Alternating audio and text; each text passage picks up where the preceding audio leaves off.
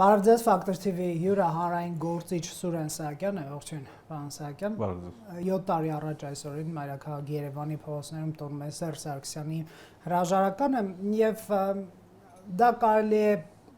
անվանել հեղափոխություն, կարելի է անվանել իշխանափոխություն, ընդդիմությունը անվանում է իշխանազավթում, կարևորը բառը չի, կարևորը այն է, թե ձեզ նաեւ որպես այդ իրադարձությունների շատ ակտիվ մասնակիցներից մեկը ինչ փոփոխություններ տեղի ունեցան այս 7 տարվա ընթացքում ձեզ համար առանցքային, այսինքն ինչ տվեց այն Հայաստանի Հանրապետությանը եւ ինչ խլեց, այսպես։ Ես այնուամենայնիվ կարողանում եմ թե դա ոնց կոչվի, որովհետեւ իշխանափոխություն տերմինը լավը չի, իշխանությունը մի ժողովուրդ է մնում, ըստ սահմանադրության եւ ըստ էության էլ ժողովուրդ է մնում, որովհետեւ որևէ օրինակ թագավորություն լինի, ժողովուրդը որոշի չհանգամանք, էլի պետք է հավատա այդ ժողովուրդը եւ կարգի այդ թագավորին։ Ինչ վերաբերում է հեղափոխությանը, ապա հեղափոխություն ըստ էության չի եղել, բայց դրանք process-ներ են, որոնք կարող էին հեղափոխության հանգեցնել, կարող էին։ Մարդու ափսոս է գալիս, 7 տարվա մեջ նայում ես ինչեր կարող էր լինել եւ ոնց սխալ գնաց, էլի սխալ ուղղությամբ գնաց։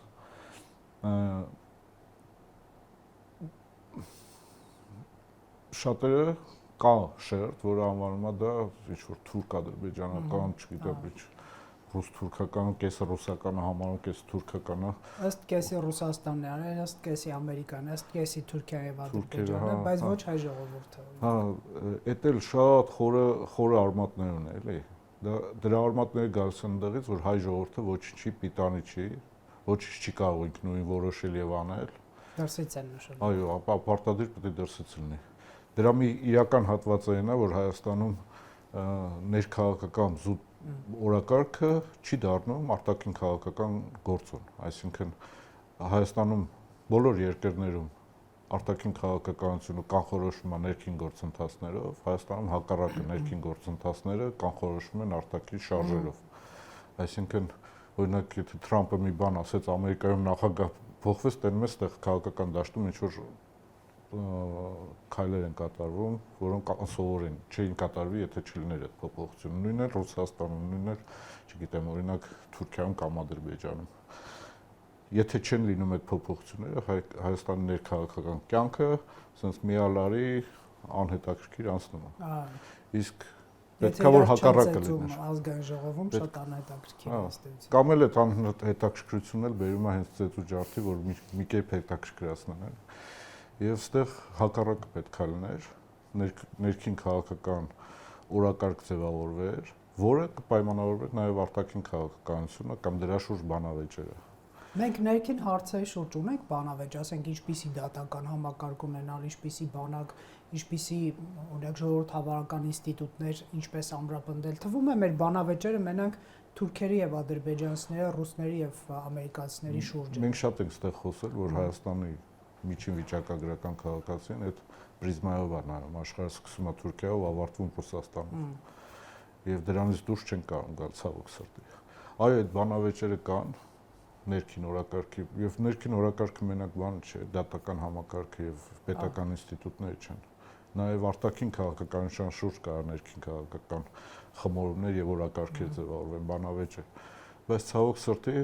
այդպես չի լինում։ Այդ բանավեճերը միշտ մնում են մարգինալ, լուսանցքային եւ ինչի չի լինում, ես կարծում եմ, որ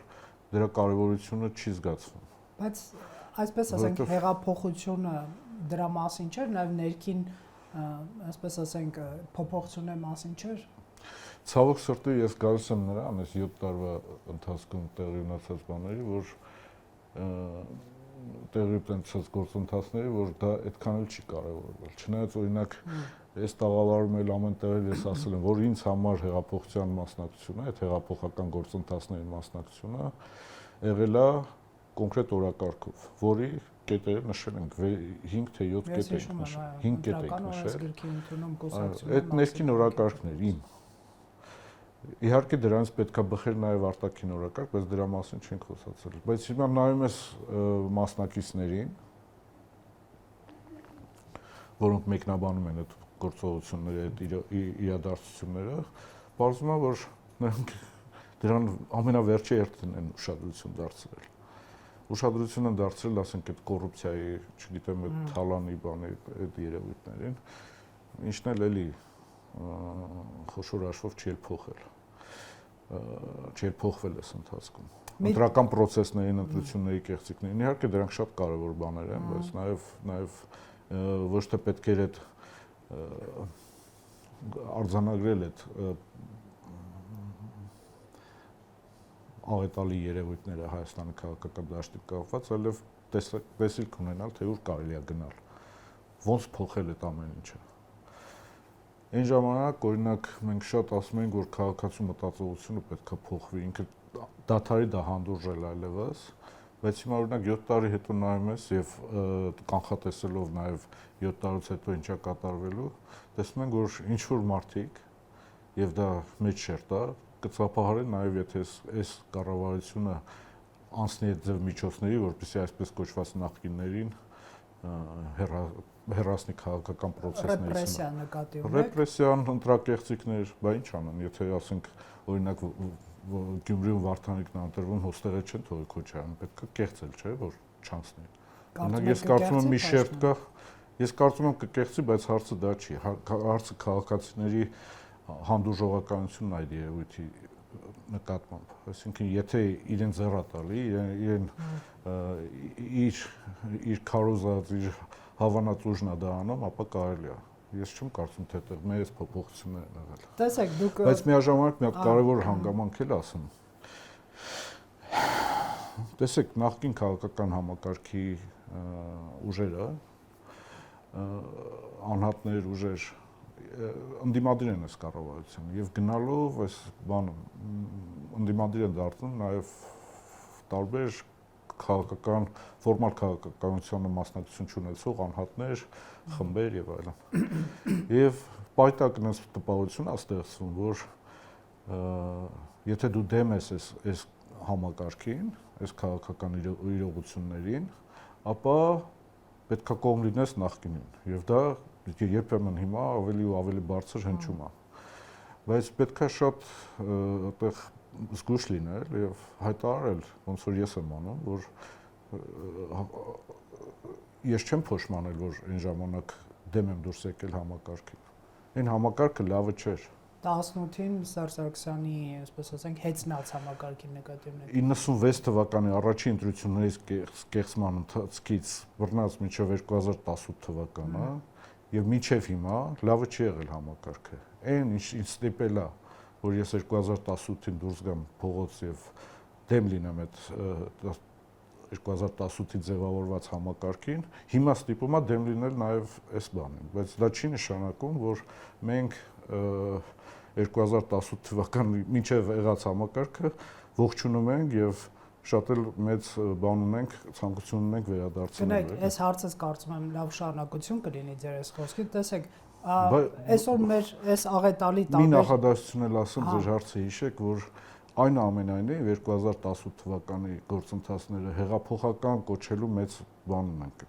մեծ իրավունք ունենք, որովհետև տեսեք թե ինչքան բան է փոխվել։ Դրանք հեղափոխական փոփոխություններն են։ Մեկին դա դուր է գալի, մեկին դուրս չի գալի։ Բայց իրանք ժամանակի մեջ երկարաձգված հեղափոխական փոփոխություններ են։ Տեսեք, էլի հարցից ժամկետը չի հնանում ձեր այս նոր նշման ֆոնին, վերջին 4 տարում հատկապես բոլորս հայտնի է ինչ այսպես ողբերգական իրադարձություններ են տեղի ունեցել, որի մասին 2018-ին փողոցում պայքարող Սուրեն Սահակյանը կամ այլ քաղաքացիներ հաստատ չեն պատկերացնում, բայց քանի որ օրինակ Արցախը մենք կորցրել ենք 18-ից հետո, կորցրել ենք Փաշինյանի իշխանության ժամանակ, ես էլի չեմ ասում նախկիններն են մեղավոր, թե ներկաներով ինչքան մեղքի բաժին ուներ, այդտեղ չեմ մտնում եւ այլն, քանի որ տարածքային կորուստներ զոհեր ունեցել ենք հեղափոխությունից հետո, ուրեմն մեղավորը հեղափոխությունը, այսինքն ուրեմն պետք է դա չլիներ, ուրեմն դա հակապետական Սերժ Սարգսյանն ասում է հակաղարաբաղյան շարժում էր, հա, այսինքն եթե ես լինեի իշխանության, այդպիսի բան չէր լինի, այս մտքին են գալիս, այսինքն 18-ի հեղափոխությունը մեղավոր է կարգվում ամեն ինչի մեջ իդեպ,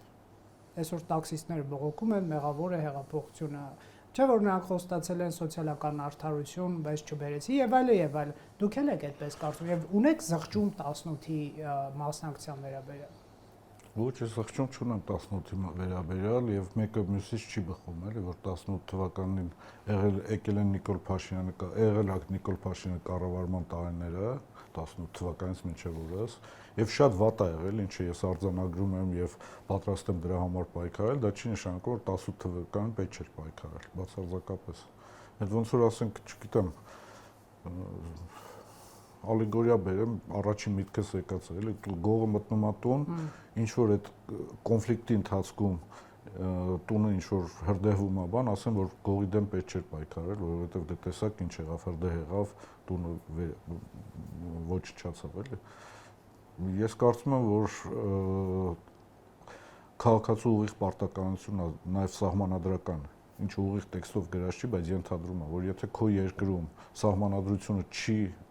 պահպանվում, սահմանադրությունը կեղծվում է, սահմանադրությունը անդադ ոտնահարվում է, մարդու իրավունքները, մարդը ազատ չի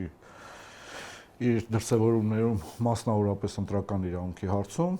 ապա պետք է այդ համակարգը փոխել եւ այդտեղ ուրիշ կարծիք կարող է լինել։ Իսկ դժբախտությունների պատճառը արդյոք հեղափոխությունն է։ Այստեղ ուրիշ հարց կա։ Արդյոք քաղաքական միտքը մարդկանց բավարար է եղել, որ այդ ում որ կարգում են իմիջիայլոց դրանից հետո խայտառակ երևույթեր տեղի ունենում։ Նիկոլ Փաշինյանին կեսը աստված էին համարում, կեսը թագավոր։ Եվ բառացի են դա ասում է։ Թագավորն ինչ նշանակում, Աստծո կողմից նշանակված մեկը, որի խոսքերն անքննելի են։ Ըստ էության երկուսն նույն բանն է, էլի։ Եվ արդյոք քաղաքական միտքը բավարարում է, որ այս մարդուն նշանակում ենք այնտեղ մեր օրակարգերը իրականացնելու համար, ոչ թե ինքը խելքին ինչ բստրի, մեզ լասի կամ չասի ու անի։ Եվ կարծում եմ այդտեղ հանրային վերահսկողության պակասն էր, որ Նիկոլ Փաշինյանին այդ ճանապարհի վրա դրեց, այդ անպատժելիության, փաստացի անպատժելիության ու անվերահսկողության միջավայր տեղափոխեց, որտեղ ամեն ինչ կարելի էր անել ընդհանուր մինչև իդեալները ոտնատակ տալ եւ փոխել ընդհանրապես մարդկանց դեռ չի հաջողվել փոխել, բայց փորձ արվում է ամեն դեպքում փոխել ինքնությունը։ Հայտնի չէ թե ինչով, դա էլ խնդրեմա է, էլի։ Եթե ասեին, որ ասենք, այս ինքնությունը, որ մեր մոտ ձևավորվել է դարերով, լավը չի, դա էլ ես կհամաձայնեմ ինչ որ տեղեր, էլի, ասենք, ինչ որ թերություններ կան դրա մեջ, որևէ ինքնության մեջ խնդիրներ չկան, էլի, որևէ երկրի, որևէ ազգի, բայց մենք փոխում ենք այստեղ ու նկարագրված այդ ինքնությունը, որը ձևավորվում է, դա էլ կարելի է քննարկել, բայց ընդհանրապես անորոշություն է գնում եւ վերլուծությունը ցույց է տալիս, որ այն որտեղ տանում են, այն թեզիսները, որոնցով փոխվում է այդ ինքնությունը, տանում է դեպի ինքնաոչնչացման։ Հիմա դա արդյոք կարող է մի մարդ անել կամ մի խումբ անել, մի կուսակցություն անել։ Ես կարծում եմ, որ չէ, դա խորքային արմատներ պետք է ունենա, էլի։ Եվ իհարկե Նիկոլ Փաշինյանը դրա իրականացնողն է եւ առաջին մեղավորն ու պատասխանատու ոնց որ ինքն է ասել, բայց նաեւ Նիկոլ Փաշինյանը առանց աջակցության, հանրային աջակցության դա չի կարող անել։ Հանրությունը աջակցում է Նիկոլ Փաշինյանին, ինչու, որովհետև նախկինները կգան եւ կվերականգնեն ձեր մերժած քաղաքական բարքերը եւ համակարգերը, թալանը, ընտրակեղծիքները, զանգվածային խախտումները, այսպես մարդկանց իրավունքների, թե նաեւ կա քաղաքացիական պայմանագիր մարդկանց եւ Նիկոլ Փաշինյանի միջև, այո, մենք աղետներով անցանք, բայց այնպես արեք, որպեսզի պահպանենք մեր ունեցածը։ Միգուցե սա դուք այլ քաղաքական, այսպես տարբեր գործիչներ կասկածի տակ դնեք ձեր արգումենտներով, զիջողականություն որակեք եւ հազար մի այլ որակումներ տակ, բայց միգուցե մարդկանց եզրակացությունը այս վերջին 6-7 տարիներից եղել է այն, որ ինքնության փոփոխություն եք դուք անվանում, ռազմավարության փոփոխություն։ Պարփակվել 29743 քառակուսի կիլոմետր Հայաստանում, չունենալ արտաքին, այսպես նվաճումների կամ կարող եք այլ բառ օգտագործել նպատակ եւ փորձել այս Հայաստանը պահպանել, այսպես Ինչ եք մտածում։ Ես կարծում եմ, որ տարածքի հետ ինքնությունը կապ չունի, ինքնությունը նրա մասին է, թե դու ով ես, որտեղից ես գալի, բայց նաև տարածքի վրա է, չէ՞, տարածվում քո տարածքը ֆիզիկական հատկանիշ է, նա բարոյական հատկանիշ է, էլի, ավելի շատ նա ֆիզիկականի հետ կապ չունի, դու ով ես, որտեղից ես ծերում, ինչպիսին ես դու, ճանաչել քեզ, ճանաչել քո անցյալը, ըստ այդմ կառուցել են ռազմավարությունը եւ դրանից բխող արդեն տարածքները, որի վրա դու այդ քո ինքնությունը, մշակույթը կազմակերպում ես, գոյությունը կենցաղել եւ կա արդյոք պայմանագիր, ես կարծում եմ չէ, կա տենդենս, որ կա միտում, որ արժեքները, որոնք ընդհանուր են Աշխվեշ արժեքների բացակայությունն է, էլի։ Ընդհանուր հանրության մի մասի եւ Նիկոլ Փաշինյանի մոտ, ինչ ասում Նիկոլ Փաշինյանը, ասում կարևորը բան լինես, չէ՞, բարեկեցիկ լինես։ Եվ բարեկեցությունն է երջանկության աղբյուրը։ Որտեղ հաց, չէ, այստեղ հաց, այստեղ կաց։ Բայց իր կարծիքով, օրինակ, ինչի՞ չի կարելի Լոս Անջելեսում բարեկեցիկ լինել կամ ասենք ասում է, չէ, այստեղ է պետք, չէ՞։ Իսկ կարևոր է, որ այստեղ պետություն լինի։ Եթե ասենք Թուրքիայի կամ նոր ձևավորվող Օսմանյան կայսրության, ասենք մաս լինես, կամ ռուսական կայսրության մաս, կամ պարսկական կայսրության մաս, եւ բարեկեցիկ լինես, ոչ մի իրավունքը պաշտպանված լինի բոլոր իրավունքները, արդյոք այստեղ հաց կա, քո տարածքն է, քո բնական միջավայրն է, ապա ինչ կապ ունի այդտեղ պետությունը, ինչպիսին է, ում տիրապետության տակ ես։ Ես կարծում եմ, այդտեղ շատ մեծ բաց կա, հենց այդ բացն է, որ ասում եմ, որ ինքնությունը անհայտ տեղ է տանում։ Դա չի ենթադրում պետություն, չնայած ամեն հաջորդ բառը պետություն, ինքնիշխանությունն է, չէ՞։ Բայց այդ բարեկեցության հիմքը բարեկեցությունը պետություն չի դրվում այդ բարեկեցության հիմքի տակ, ըստ էության։ Եթե հարկ տվողն է, եթե ինչի, եթե օրինակ Թուրքիայի մասը է, օրինակ եմ ասում, էլի, իրենց կոնցեպտում։ Եթե Թուրքիայի մասը, այնտեղ ավելի մեծ հարկ տվողներ կան, իրենց հարկը կարող է քեզ բարեկեցիկ դարձնի, ինչի չդառնալ Թուրքիայի մասը, այդ թեորիայի մեջ էլի։ Եվ այդ առումով շատ պայմանագիր չի ասի, բայց կոնսենսուս կա, որ կարևորը մենք լավ լինենք, էլի ասենք։ Պարսակյան, միգուցե Փաշինյանի առաջարկած բանաձևը նաև մարդկանց ազատում է պատերազմի մեջ համապատրաստից լծվելու,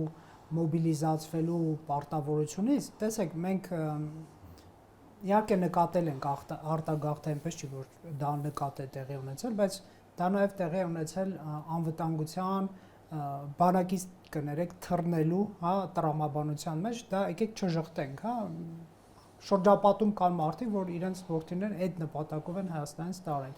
Միգուցե Փաշինյանի առաջարկած կոնցեպտը որոշակի բռնում գտնում է նաև այն մասով, որ նա ըստ էության ինչ է ասում, որ մեր այդ ձեր ասած ինքնությունը, նոր ինքնությունը, հակաթուրքականությունը կամ հակաադրբեջանականությունը պետք է չլինի, այսինքն մեր կյանքի նպատակ չհայտարարենք սրանց պայմանական ասած ծնկի բերելու կամ Արցախը հետ բերելու կամ արցախցիներին վերադարձնելու կամ Կարսն ու Ардաղանը հետ բերելու նպատակներ, որոնք այդքան էլ իրագործելի չեն մեղմ ասած այսօր, այլ այսպես Հայաստան, որը ապրում է իր հարևանների հետ ոչ պատերազմական, ոչ կոնֆրոնտացիոն տրամաբանությամբ։ Միգուցե սա մարդկանց համոզիչ է թվում կամ գրավիչ է թվում, որովհետև այստեղ զոհվելու տրամաբանություն չկա, այստեղ կա ապրելու տրամաբանություն, ընդ որում հաշտ ապրելու տրամաբանություն։ Նախ այդ միացնող բանը հանրության այդ հատվածը եւ Փաշինյանի միացնող բանը անպատասխանատվությունն է, այսինքն պատասխանատվությունից խուսափելը։ Այդ նույն բանակից թռնելը, որ իրոք կա, միշտ էլ եղել է, էլի, 30 տարիների ընթացքում հիմա էլ եղել։ Եվ այդ միացնող բանը, այդ անպատասխանատվությունն է պետության նկատմամբ։ Եվ երկրորդ հերթին, դուք երբ եք այսինքն միջավայրում ես էլ եմ ապրում, դուք էլ եք ապրում, դիտողն էլ է ապրում, դուք երբ եք տեսել, որ Հայաստանը տես բանը, ռազմատենչ տես գնա ուզեն Ардահանը հետ բերի բան, ինչ որ մասսա կա, ինչ որ մարգինալ շերտ կա, որոնք կարող է պլաններ էլ գծեն ինչ որ, բայց երբ է Հայաստանը տես բան եղել, որ այտենց ռազմատենչ ուզեցել է գնա տարածաշրջանը Իրանով անի, որ ասենք մենք էլ հիմա մտածում ենք մի բան հիշեցի կնեք ընդհատումը վերջերս Facebook-յան խմբերից մեկում տուրիստական խումբ էր, հա հանդիպեցի մի քննարկում, որտեղ Թուրքիայում ճամփորդելու անվտանգության կանոնների շուրջ է եւ ասում են զգուշ կլինեք այս քաղաքում այսքան չկանգնեք եւ այլն մի երիտասարդ մտել եւ գրել է իմ պապերի երկիրն է Արևմտյան Հայաստանը, ես հյուր չեմ այնտեղ, ես տանտեր եմ, ինձ ինչ իրավունք ունի թուրք ոստիկանը ասել ես ինչպես վարվեմ։ Սա ճշմարտություն է։ Միգուցե այս կոնցեպտն է Փաշինյանը ուզում փոխել, որ եկեք կոնկրետ սահմաններ դնենք, դա նաև Հայաստանի անվտանգությունը կապահովի։ Իսկ ի՞նչն է սխալ ասել այդ մարդը։ Իր պապան տեղից է եղել։ Հա, բայց Թուրքիա պետության կանոններով է ինքը հարկադրված այդ երկրում իրեն պահել։ Դա իր խնդիրն է, ինչ ոնց կանի, բայց իր պապերի երկրն է, թե չէ։ Այստեղ ասել ես Արևմտյան Ադրբեջան եմ եկել։ Արյուտես որ ձեր օրենքները ասում են։ Օրենքները ինչ է, երկար կանգնելը օրենքի խախտում է։ Չէ, ես երկար կանգնելը դա անվտանգության բան էր էլի, որ շատ էս քաղաքում երկար մի կանգնեք եւ այլն։ Դա օրենքի խախտում չէ, էլի, ամեն դեպքում Թուրքիայի հայրենիքը, թուրքերը իրենց հայրենիքը համարում են Ալթայը։ Ոչ չեն ասում մենք այնտեղ գնանք գրավենք Ղազախստանը, սարքենք Թուրքիա։ Ենթարկվում են այդ երկրների օրենքներին, բայց հիմա Հայաստանը հենց ինքնության մասը ասելով մենք չենք կարող այսօր Հայաստանում վերցրու ուզում ես հարցրու 90%-ը ասելու են մենք Արևմտյան Հայաստանից ենք։ Չէ, լավ 90 չէ, 70%։ Այն 20-ը ասելու են Պարսկաստանից ենք եկել 1828-ից հետո։ Եվ ինչ, դա քո ինքնության մասն է, թե չէ։ Ընդեղի քո ապրած տարիները, ընդեղի քո ձևավորած մշակույթը ոնց է ձևավորվում, կոնկրետ տարածքում կոնկրետ երևույթներ են, չէ՞, քո մշակույթի մաս դառնում։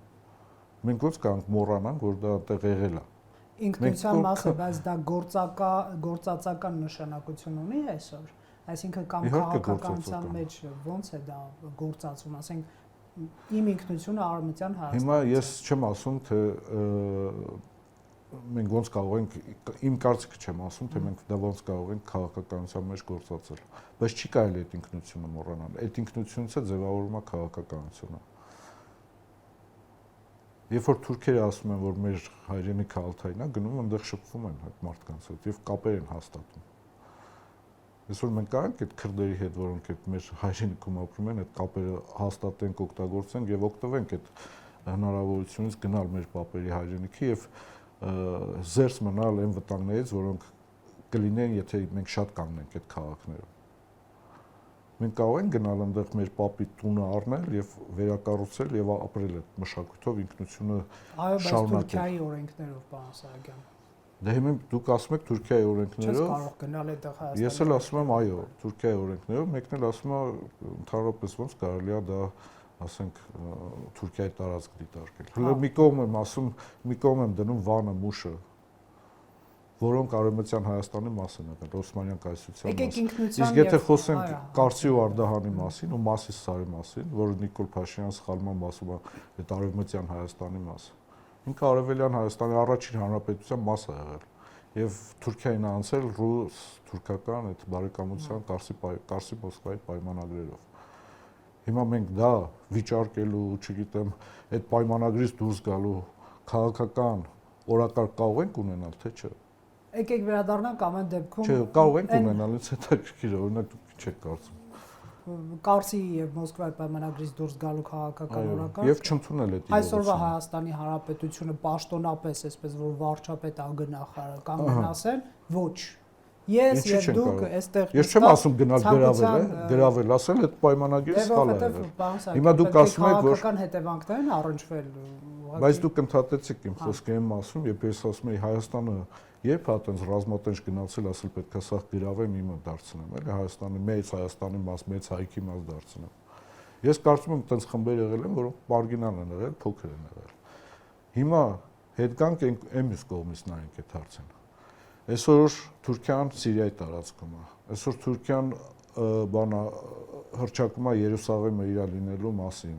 նախկինում լինելու եւ դրա նկատմամբ իրավունքների մասին։ Այսօր Թուրքիան էս անում, այն անում։ Ադրբեջանը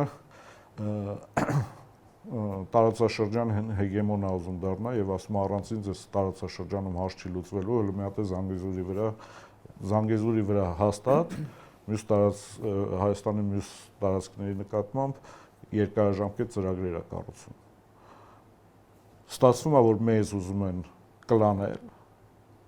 Ես մեծ հավանականությամբ համարում եմ, որ այստեղ հայեր չեն ապրի այդ ծրագրերի պայմաններում, իսկ մենք ասում ենք բերեք խաղաղ ապրենք։ Ես դեմ չեմ խաղաղ ապրելուն, կողմ եմ։ Ասում եք կարմիր հագուստը հանենք, որ չհարցակվեն մեզ վրա։ Հա, քեզնից կախված է, ես հենց դրան եմ բերում, որ քեզնից կախված է։ Չի, բայց մեր կարմիր հագուստ չլինի։ Այսինքն Թուրքիան դե խաղաղ նստած է, սիրիացիք մի կողմից, քրդերը մի կողմից, հայերը այդպես կարմիր հագուստը հակած եկել դեմ խաղեր են տալի։ Ես ասում եմ, չէ, քեզնից չի կախված։ Այդ երկրները նոր ձևավորվող ազգեր են, որոնք ծավալապաշտական նկրտումներ ունեն։ Հենց հիմա սպառնում են քեզ։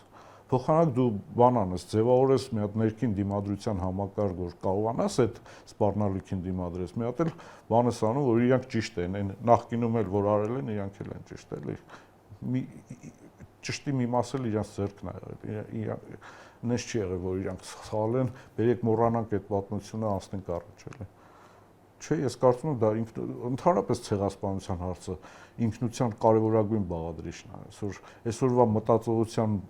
90%-ը ձևավորվել է ցեղասպանության փաստի ազդեցության ներքո։ Տեսեք, առանց դա ճանաչելու մենք չենք կարող առաջ գնալ, էլի, մեր ինքներս մեզ չենք։ Այ դա մեր ողբերգությունն է ազգային։ Ճանաչել են մի քանի տասնյակ երկրներ, եւ օրինակ նախկին իշխանությունների քաղաքականությունը այն էր, որ միջազգային ճնշման ապահովմամբ Թուրքիային հարկադրենք ճանաչի ցեղասպանությունը, նախկին իշխանություններին հարող տարբեր այսպես խմբեր ասում են, որ դա կբերի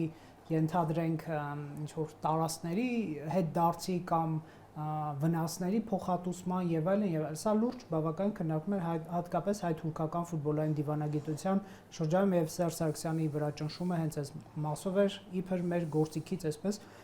զրկվում ենք, հա։ Այսօր դուք եթե այսպես վերջնահաշվարկ անենք, վերջնահաշվարկ բառը կարող եք չընդունել, բայց վերջնահաշվարկ անենք, այս քաղաքականությունը ինչ է տվել մեզ, ասենք Հայաստանի անվտանգություն մեծացրել է, օրինակ ցեղասպանության միջազգային ճանաչում, Թուրքիայի վրա ճնշում բերել եւ այլն։ Փաշինյանի կառավարությունը ասում է թիվ 1 օրակարգ չի հայոց ցեղասպանության ճանաչումը, հարաբերությունների բարելավման պետք է գնանք, նորմալացման, լավ, նորմալացման են ասում։ Այսինքն սեթինգը փոխում են, հա, Թուրքիայի հետ խոսակցության։ Չեք կարծում, որ սա նոր ժամանակներից բխող քաղաքականություն կարող է լինել եւ խնդիրներից։ Երկու տարբեր բան չխառնենք, էլի, ես կարծում եմ, որ մենք այսօր ռազմական ուժով, մեր ներուժով Ադրբեջանն էլ չեն կարող հաղթել։ Եվ երբ որ ես ասում եմ, որ Կարսի եւ Մոսկվայի պայմանագրերը պետք է չճանաչելու դեպքում մենք դեռ շանս ունենք, ապա դա չի նշանակում, որ այսօր հարձակվել մասսը վերցնել են, այտենց բան չեմ ասում։ Միաժամանակ նայեք, Ուկրաինայի պատերազմը սկսելուց առաջ Ռուսաստանը երբ որ ներխուժեց Ուկրաինա, 8 տարի հակաքարոզ է գնացել, որ այդ մարդիկ մեր նման չեն, որ այդ մարդիկ ուրիշ են, ֆաշիստ են, չգիտեմ ինչ անուն ասես բանդերականներ են։ Ինչ ասես ասել են, չէ՞։ Ինչու՞, որովհետև որ երբ որ պատերազմ լինի, նույնն էլ ուկրաինական կողմը։ Այդ զինվորները կանգնեն իրար եւ մարտական ոգին ամուր լինի, որ իմանան կարում են իրար վրա կրակեն։ Հիմա ես քարոզ չեմ անում միլիտարիզացվելու եւ պատրաստ լինելու ամեն թուրք տենալուց սպանել։ Այդ չեմ ասում, բայց միաժամանակ երբ որ դու գիտես, որ քեզ ուզում են գրավել, իսկ դա փաստ է, էլի։ Այդպես ես կամ ուրիշները չեն քննարկում, որ Ադրբեջան ցավալապաշտական նկրտումներ ունի, Թուրքիան ցավալապաշտական Էրդողանական Թուրքիան եւ Ալիևյան Ադրբեջանը։ Այդպես ասենք, որ ժողովուրդների վրա չտարածվի։ Հիմա դու պետքա կարողանաս այնց անես, որ հայ զինվորը իմանա թշնամիա դեմը կանգնած, թե ասենք նես լինի, օրինակ հակառակը դրա հակառակը որն է, երբ որ